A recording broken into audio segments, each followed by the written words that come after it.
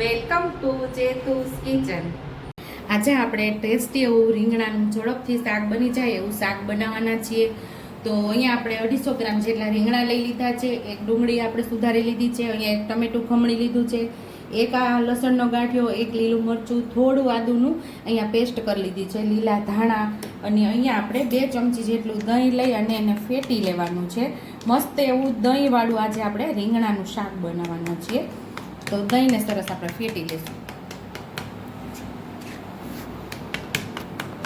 અને રેગ્યુલર મસાલાની અંદરથી મસાલાનો ઉપયોગ કરી અને સરસ આપણે રીંગણાનું શાક બનાવશું। અત્યારે ગરમી વધી ગઈ છે, રસોડામાં ઊભું ગમતું ન હોય, એટલે ફટાફટ આ શાક આપણું આવી તૈયારી હોય તો બની જાય છે અને કુકરમાં આજે આપણે શાક બનાવશું।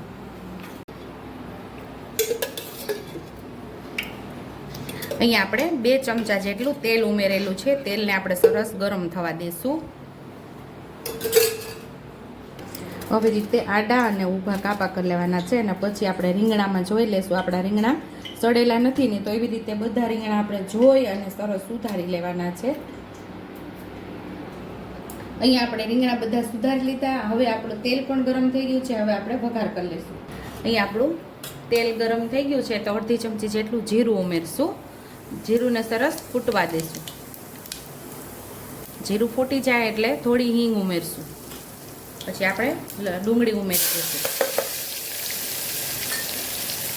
ડુંગળીને આપણે સાતડી લેવાની છે સરસ।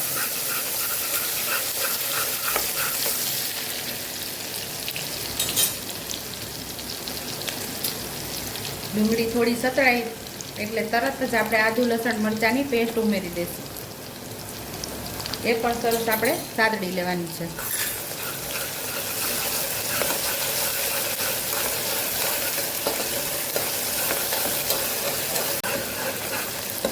ડુંગળી થોડી ટ્રાન્સપરન્ટ થાય ત્યાં સુધી આપણે એને સાતળવાનું છે।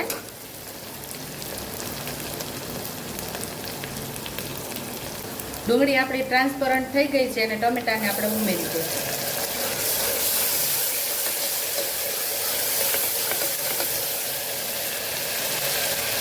અહીંયા આપણે બધા મસાલા કરશું।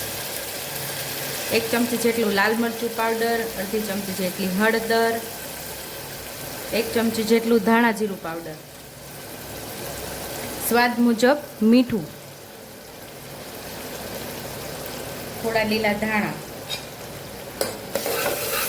સરસ મસાલો આપણે સાતડી લેવાનો છે।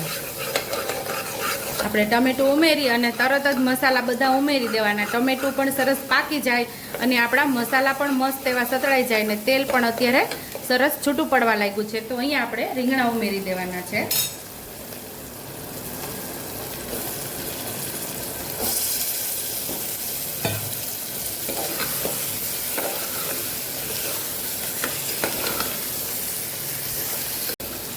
તો અહીંયા આપણે રીંગણા પણ સરસ મસાલા સાથે આપણે સાતડી લીધા છે, તો અહીંયા આપણે પાણી ઉમેરશું।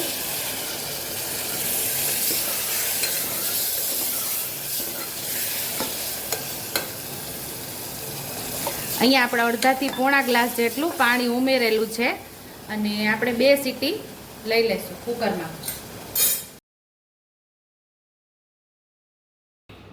તો અહીંયા આપણે કુકર ખોલીને જોઈ લઈશું તો આપણું શાક મસ્ત એવું ટેસ્ટી રેડી થઈ ગયું છે।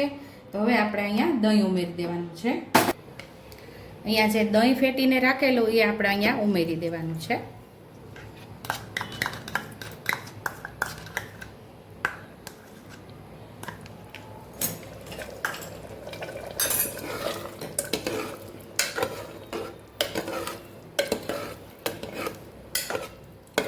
મસાલા સાથે આપણી ગ્રેવી સાથે દહીંને સરસ મિક્સ કરી દેવાનું છે અને આ શાક તમને રોટલા સાથે, ભાખરી સાથે ને ખીચડી સાથે તો ખાવાની ખૂબ જ મજા આવી જશે।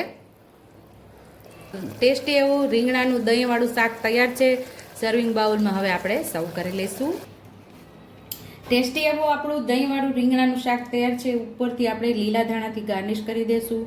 જો તમને મારી રેસીપી પસંદ આવી હોય તો મારી રેસીપીને લાઈક કરજો, શેર કરજો, સબસ્ક્રાઈબ કરજો, બેલ આઇકોનને દબાવતા ભૂલતા નહીં અને કમેન્ટ બોક્સમાં કમેન્ટ કરજો કે મારી રેસીપી કેવી લાગી। તો આવજો।